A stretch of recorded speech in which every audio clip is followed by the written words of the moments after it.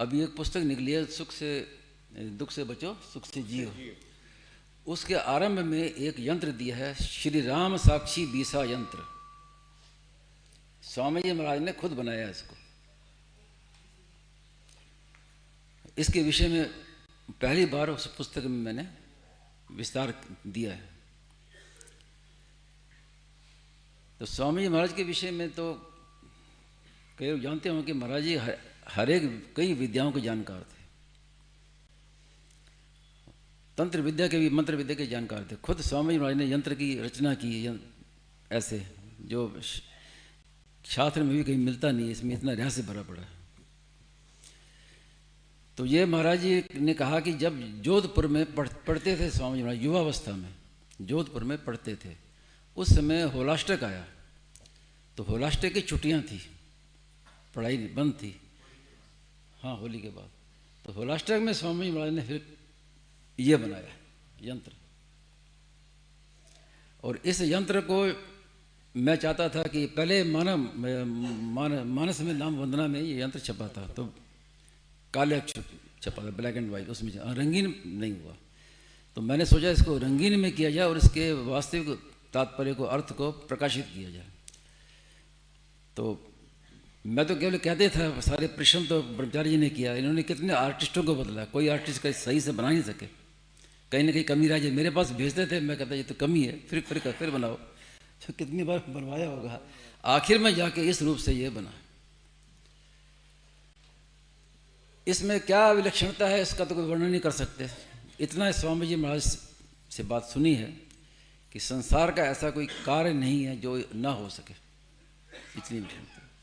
संसार का ऐसा कोई काम नहीं है जो इससे ना हो सके। लेकिन ज़्यादा प्रचार इसका इसलिए नहीं हुआ कि आजकल अधिकारी नहीं मिलते, दुरुपयोग करने वाले ज़्यादा मिलते हैं, अधिकारी नहीं मिलते, इन बातों का प्रकाश नहीं हुआ। तो मेरे मन में आई थी कि एक बार आपको इसको समझा दिया जाए, क्योंकि पुस्तक में ये मेरी बात मिलेगी नहीं। ये यंत्र है, इसमें 2 स्वस्तिक हैं, एक सीधा और एक उल्टा स्वस्तिक। एक तो ये स्वस्तिक हो गया और एक ये स्वस्तिक उल्टा। तो सीधा स्वस्तिक है ये सृष्टि चक्र। जब सृष्टि का निर्माण होता है तो जो परिक्रमा प्रदक्षिण क्रम है ना, उस क्रम से सृष्टि का निर्माण होता है। इसीलिए मंदिरों में जाते हैं तो इस क्रम से प्रदक्षिणा करते हैं। और जब प्रलय होता है तो इसका उल्टा क्रम होता है, उल्टा स्वस्तिक। ये प्रलय का, तो सृष्टि का प्रतीक है, प्रलय का प्रतीक है।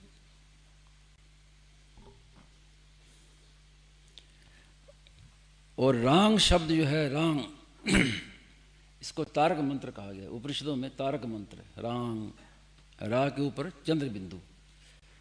तो कई लोग पूछते भी हैं, जैसे गां है, रा है, जिसका उच्चारण कैसे किया जाए। तो कोई कहते हैं कि रांग रांग रांग, वो भी गलत है। और राम राम राम करे, ये भी गलत है। गम गम गम, ये भी गलत है।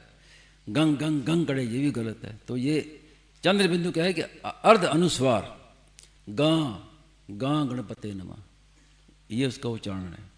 तो ये रा है, रा, ये बीज मंत्र। और इस यंत्र की विशेषता ये है कि आप चारों ओर से देखेंगे तो आपको राम मिलेगा। ये रा और ये आगे माँ, चंद्र बिंदु माँ। ऐसे देखेंगे तो भी मिलेगा, इस तरह देखेंगे तो भी रांग मिलेगा, इस तरह देखें तो भी रांग मिलेगा, चारों ओर से रांग। अब इसमें चक्र है, ये कुल 10 चक्र है। इन 10 चक्रों के विषय में आपको बताएं। पहला जो 3 चक्र हैं वो तो है सत्व रजतम। सत्व रजतम, तो सत्व का ये सफेद रंग, रजोगुण का लाल रंग है, तमोगुण का काला रंग है। आपको शायद, मुझे मालूम नहीं सब पता है कि नहीं पता, अपनी संस्कृति में हर एक चीज़ का रंग बताया गया। हम संगीत करते हैं, सा रे गा मा, इन सब का अलग अलग रंग है। सा का रंग अलग है, हरा रंग है, रे का अलग रंग है, माँ का अलग रंग। और जितने जो हाँ सारे गामा इन सब का रंग अलग अलग है। और जो रस है, माधुर्य रस है, वात्सल्य रस, रौद्र रस, इनके भी रंग हैं अलग अलग।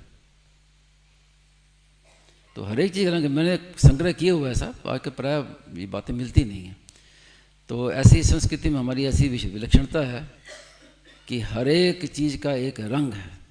तो ये सत्व रज तम का भी रंग होते हैं। तो सत्व का रंग है सफ़ेद, रजोगुण का रंग है लाल, और काला है तमोगुण। ये 3 चक्र तो सत्व रज तम हो गए। उसके बाद 5 चक्र हैं, ये है पंच महाभूत। पहला है पृथ्वी तत्व। तो पृथ्वी तत्व का रंग पीला कहा गया। दूसरा है जल तत्व। तो जल तत्व सफ़ेद। अग्नि तत्व लाल। और वायु तत्व, वायु का रंग हरा है। बहुत कई लोग नहीं जानते होंगे कि वायु का भी कोई रंग होता है। वास्तव में वायु का रंग होता है, वायु का रंग है हरा। तो महाराज ने बताया कि जैसे कोई पेड़ पैदा होता है ना, अंकुर पैदा होता है, अंकुर तो वो सफ़ेद होता है। तो हरा रंग जो है, जो पेड़ पौधे हरा रंग ये वायु से लेते हैं। वायु लगने से वो सफ़ेद का धीरे धीरे हरा हो जाता है। तो ये हरा रंग वायु का कहा गया। काला रंग है आकाश का।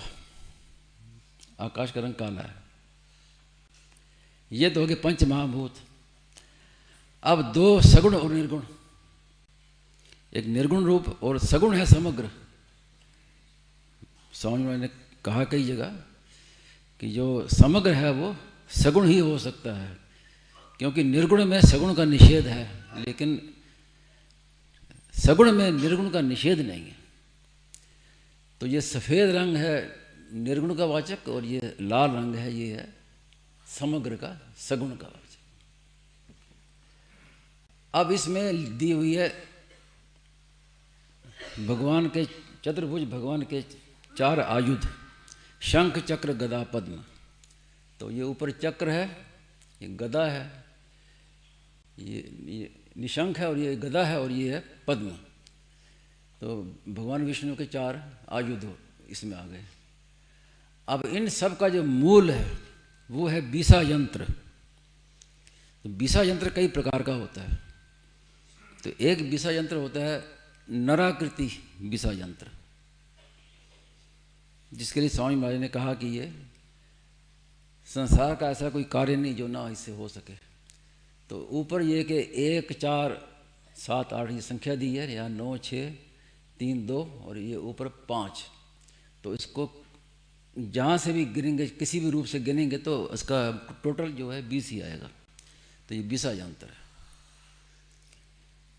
तो अभी और तो क्या बताएं, कई रहस्य इसमें भरे पड़े हैं। अब देखिए महाराज ने युवा अवस्था में बनाया इसको, वो भी बताता हूँ। नीचे श्लोक लिखा है, भी स्वामी जी महाराज ने खुद बनाया है। इस श्लोक में स्वामी जी का महाराज का नाम छुपा हुआ है। वो अर्थ में दिया है कि श्रुतियों में वर्णित भगवान श्री राम प्रलय के समान संपूर्ण सृष्टि को अपने उदर में रखकर साक्षी रूप से स्थित रहते हैं। उन्हीं साक्षी रूप भगवान का ये साक्षी यंत्र है। राम साक्षी यंत्र, बीसा यंत्र बताया, जिसके आरंभ में राम है और मध्य में सुख है। ऐसे राम सुखदास के द्वारा लिखा गया। निधाय माया मुदरे स्वकीय संतिष्ठिते राम इति श्रुतं यत् तत्साक्षी यंत्रम लिखितम सुखेन रेफेन मध्य प्रगतेन मेन।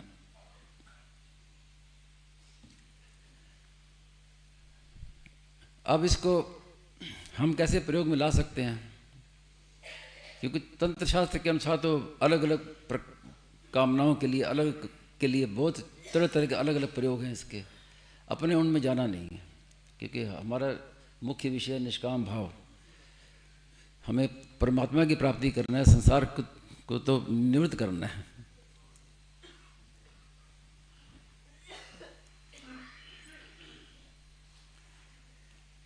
ये उस पुस्तक में तो दिया हुआ है, तो अपने ये विचार किया था कि इसको अलग से बनाया जाए और उसको वो लेमिनेशन करवा के कि कोई रखना चाहे तो रख सके।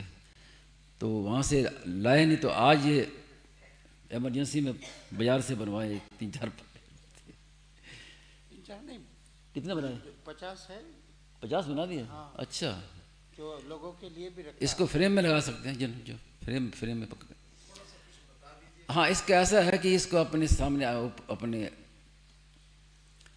मंदिर में, अपने उपासना स्थल पर इसको रखे, सामने रख कर इस पर अपनी दृष्टि को स्थिर रखते हुए पंचोपचार पूजा करें। फूल चढ़ाएं, दीपक दिखाएं, धूप दें, नहीं साक्षात रूप से। तो पंचोपचार इसकी पूजन करके और फिर इसको देखते हुए अपने इष्ट मंत्र की जो माला है वो बैठ के जप करें, तो विशेष लाभ इससे हो सकता है।